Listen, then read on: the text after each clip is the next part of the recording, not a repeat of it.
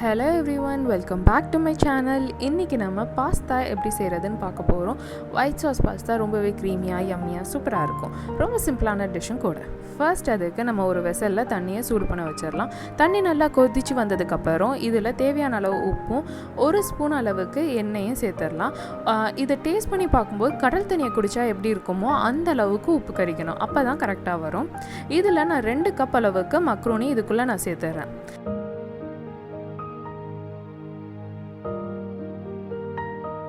ஒரு side macaroni வெந்துட்டு இருக்கும்போது நம்ம இன்னொரு சைடில் வெஜிடபிள்ஸ் எல்லாத்தையும் சாட்டே பண்ணி எடுத்து வச்சிடலாம்.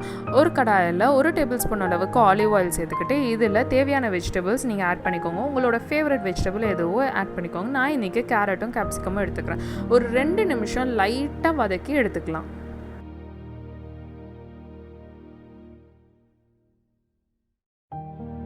அந்த க்ரன்ச்சினஸ் போகாத அளவுக்கு வதக்கி எடுத்துக்கலாம். இப்போ இதை ஒரு பவுலுக்கு ட்ரான்ஸ்ஃபர் பண்ணிடலாம்.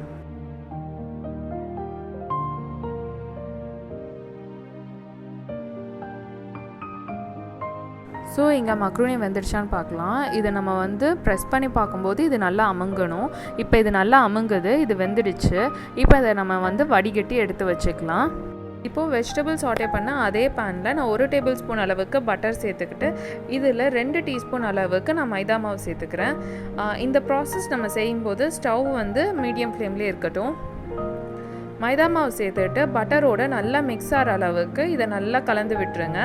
கட்டி தட்டிடவே கூடாது. அந்த இதில் ரொம்ப ஜாக்கிரதையாக இருங்க. அதே மாதிரி மைதா மாவோட பச்சை வாசனை போயிடணும்.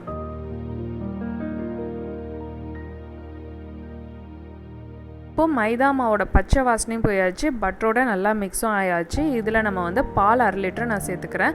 இதில் நான் 3 பங்காக பிரித்து 1/2 லிட்டர் பாலை இதுக்குள்ளே சேர்த்துக்கிறேன். லம்ஸ் மெயினாக கட்டி தட்டிடவே கூடாது, அந்தளவு பார்த்துக்கோங்க.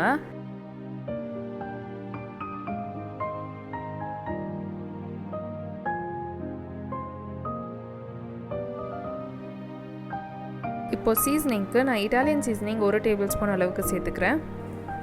இது கூடவே 1 டீஸ்பூன் அளவுக்கு மிளகுத்தூளும் சேர்த்துக்கிறேன்.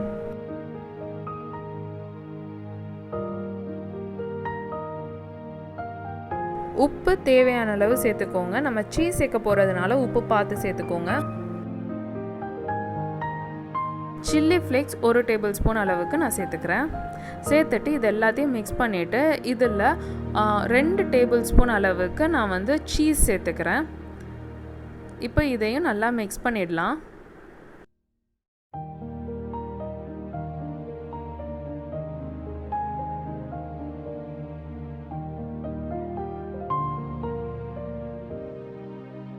நல்லா மிக்ஸ் ஆகி பாயிலிங் பாயிண்ட் வரும்போது நம்ம இதெல்லாம் வேக வச்ச மக்ரூனியை சேர்த்து இதை நல்லா கலந்து விட்டுறலாம்.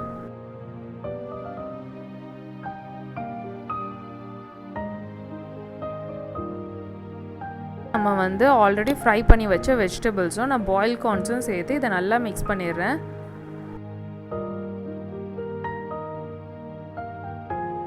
ஃபைனலாக நான் ஃப்ரெஷ்ஷான பார்ஸ்லி சேர்த்துக்கிறேன். ஃப்ரெஷ் பார்ஸ்லி கிடைக்கலன்னா இந்த ஸ்டேஜை ஸ்கிப் பண்ணிடுங்க, இல்லாட்டி ட்ரை பார்ஸ்லி கூட ஆட் பண்ணிக்கலாம். இது எல்லாத்தையும் நல்லா மிக்ஸ் பண்ணிட்டா நம்மளோட சூப்பரான ஒயிட் சாஸ் பாஸ்தா ரெடி ஆகிடுச்சு. ரொம்ப க்ரீமியான சூப்பரான ஒரு ஒயிட் சாஸ் பாஸ்தா ஈஸியாக ரெடி பண்ணியாச்சு. இந்த வீடியோ உங்களுக்கு பிடிச்சிருந்தா like, share and subscribe to my channel. Thanks for வாட்சிங். பாய்.